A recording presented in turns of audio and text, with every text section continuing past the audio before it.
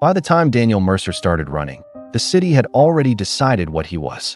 The first siren sounded 3 blocks behind him, sharp and certain, the kind that did not ask questions.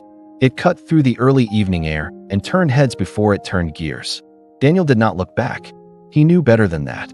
Looking back made people think you were guilty. Running made them sure. His shoes struck the pavement in uneven rhythm as he cut through an alley off Jefferson Street, breath steady but tight in his chest. He was not panicking. Panic wasted oxygen. He had learned that years ago, back when running was something you did with a purpose, not something you did because the world suddenly tilted against you. A woman stepped aside as he passed, her grocery bag swinging. She stared after him for half a second too long. Daniel did not blame her. He knew what he looked like. Dark hoodie, sweat on his face. A man moving fast when everyone else was slowing down for the evening commute.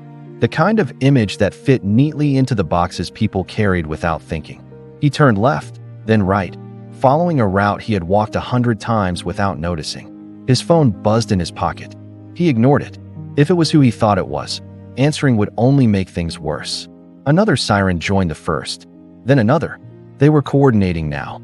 Daniel slipped through a narrow gap between a closed bakery and a dry cleaner, emerged onto Grand Avenue, and slowed just enough to blend with the foot traffic. He dropped his shoulders, adjusted his pace, forced his breathing to settle. Anyone watching would see a man late for something, not a man being hunted. That was the problem. Someone was watching. Daniel Mercer. A voice called out.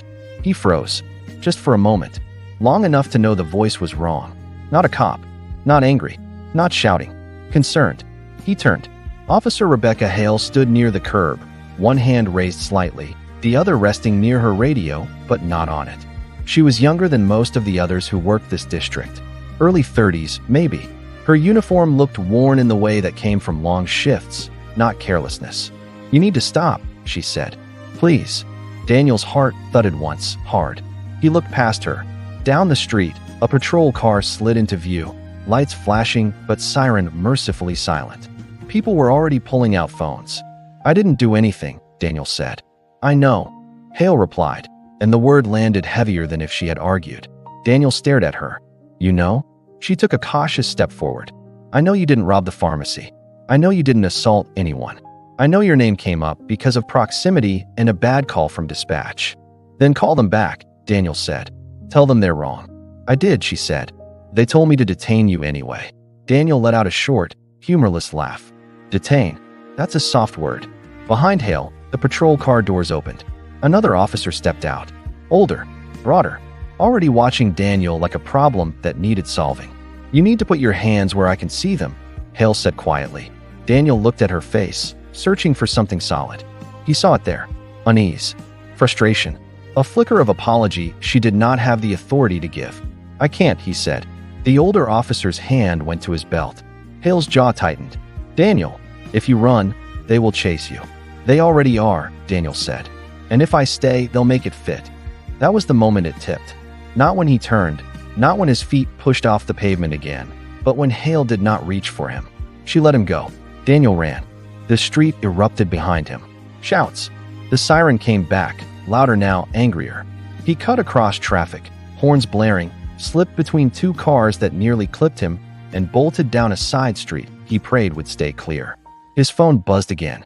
He ducked behind a parked delivery van and finally pulled it out. 3 missed calls. 1 text. "Where are you?" He typed with shaking fingers. "I'm moving. Don't come outside." The reply came almost instantly. "Daniel, what's happening?" He didn't answer. He couldn't afford to. He took off again, legs burning now, lungs starting to protest. The city felt different when it was chasing you. Distances stretched. Corners became decisions. Every open space was a risk. He thought of the envelope still sitting on the kitchen table. The one he had been carrying when this started. The reason he had been on Jefferson Street at all. The reason he could not stop. A helicopter thumped overhead. The sound pressed down on him, turning the sky into a lid. Daniel ducked into an underground parking garage, the cool concrete swallowing the noise for half a second before it followed him inside. His footsteps echoed as he descended the ramp, shadows stretching and breaking under flickering lights. He slowed near the back, bent over, hands on his knees, breathing hard but controlled. He counted. In for 4, out for 6. Footsteps entered the garage above. Voices.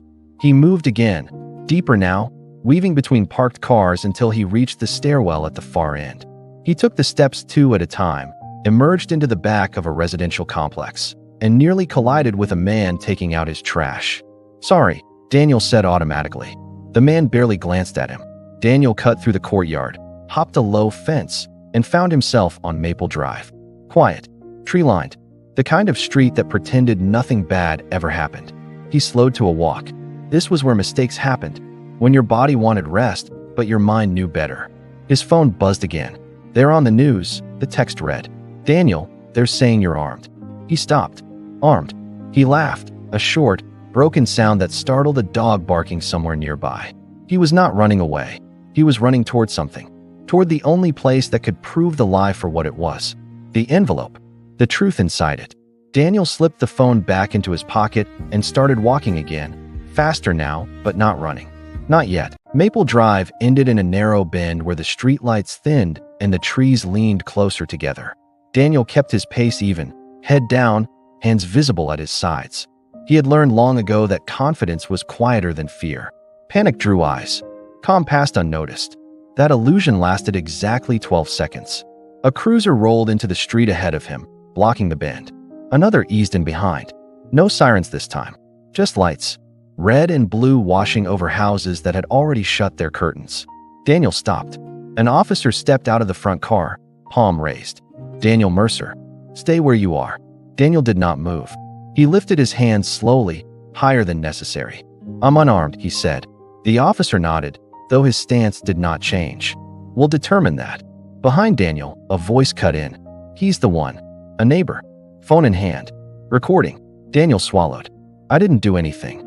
"Sir," the officer said, "you are being detained in connection with an armed robbery." "That's not true." "Hands above your head." Daniel obeyed. He always obeyed. That was the bitter part. He had done everything right and still ended up here. Another officer approached from behind, quick and practiced. Cold steel cuffs closed around Daniel's wrists. "Search him," the first officer said. They did. Thoroughly. Pockets turned out. Jacket pulled open. Shoes checked. "No weapon," the second officer said. The first officer frowned, then spoke into his radio. "Negative on firearm. Suspect detained." Suspect. Daniel's phone vibrated in his pocket. The officer removed it and glanced at the screen. "Who's Claire?" he asked. "My wife," Daniel said. The officer hesitated, then slipped the phone back. "Sit on the curb." Daniel sat. Across the street, a woman whispered to her husband. Someone else zoomed in with their camera. Daniel felt the moment hardening around him, already turning into a story that would not include his voice. A familiar figure pushed through the small crowd. Officer Rebecca Hale. She stopped when she saw the cuffs. "Why is he restrained?" she asked. "Because he ran," the first officer said. Hale looked at Daniel, then at the officers. Dispatch corrected the call. The suspect description was updated. The first officer stiffened. Updated how? Different height, different jacket, different location. Silence spread. "That was 10 minutes ago," Hale added. Daniel looked up. "Then why am I still here?" No one answered. The radio crackled. A supervisor's voice came through, clipped and impatient. "What's your status?" The first officer replied. "Male detained. No weapon recovered." A pause. "Hold him. We're getting conflicting reports." Hale's eyes flashed. Conflicting does not mean probable cause. The supervisor did not respond to that. Daniel closed his eyes. He thought of the envelope again. The one thing that mattered. The reason he had left the apartment in the first place. The reason none of this could end on a curb under streetlights. "I need to go," he said quietly. The first officer scoffed. "That's not happening." Hale turned to Daniel. "What's in the envelope?" Daniel opened his eyes. Met her gaze. "Proof." "Of what?" "That the robbery never happened." Hale blinked. "What?" "The pharmacy was staged," Daniel said. "Inventory numbers were already wrong before tonight. Someone needed a distraction. A clean excuse to move something out the back." The first officer laughed. "You expect us to believe that?" Daniel leaned forward, the cuffs biting into his wrists. "I expect you to check the security logs from last Thursday. I expect you to look at the delivery records. I expect you to ask why the alarm tripped after the back door was already open." Holly's expression changed. Not belief, not yet, interest. "How do you know this?" she asked. "Because I audited their systems," Daniel said. Because I flagged it and got told to drop it. Because I didn't. The radio crackled again. We have eyes on a second male matching the updated description. Heading east. Hale straightened. That's him. The first officer hesitated. You sure? Yes, Hale said. And this is not. A long pause. Release him, the supervisor said finally. We'll sort it later. The cuffs came off. Daniel stood slowly, blood rushing back into his hands. He rubbed his wrists, jaw tight. Hale stepped closer. You should leave, she said under her breath. Before someone changes their mind. Daniel shook his head. I'm not done. She looked at him. Really looked. You're going to make this worse. I know, he said. But if I walk away, it never stops. He turned and walked down Maple Drive, not running, not hiding. The officers let him go. The crowd thinned, disappointed. Daniel took 3 blocks, then cut through a park and into the subway station. The city moved above him, unaware, already forgetting. On the train, he finally checked his phone. 7 missed calls. He texted Claire. I'm okay. Going downtown.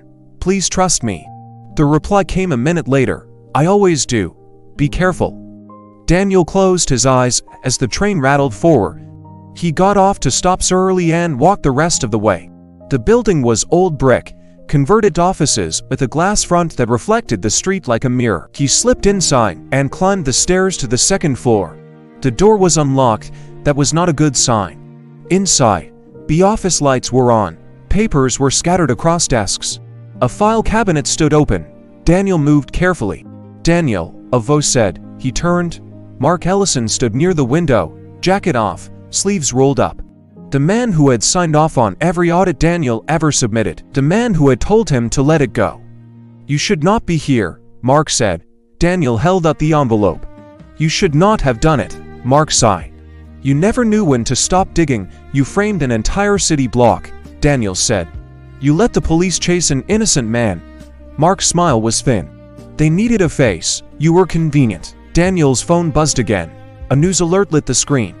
Suspect in pharmacy robbery apprehended. Daniel showed it to Mark. It's over. Mark stepped closer. Not if you walk out with that. Daniel backed toward the door. I already sent copies. Mark froze. To who? To everyone who would listen, Daniel said. Including internal affairs. Sirens wailed outside. Real ones this time. Close. Mark slumped. You ruined everything. Daniel shook his head. No. I stopped running. The door burst open. Officers flooded in. Hale was among them. She met Daniel's eyes and nodded once. As they led Mark away, Hale stayed behind. You were right, she said. About all of it, Daniel exhaled, long and slow. The weight finally shifted. Outside, the city kept moving. Traffic flowed, lights changed. People hurried home.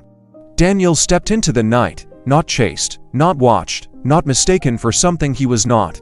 He had never been running away, he had been running toward the truth.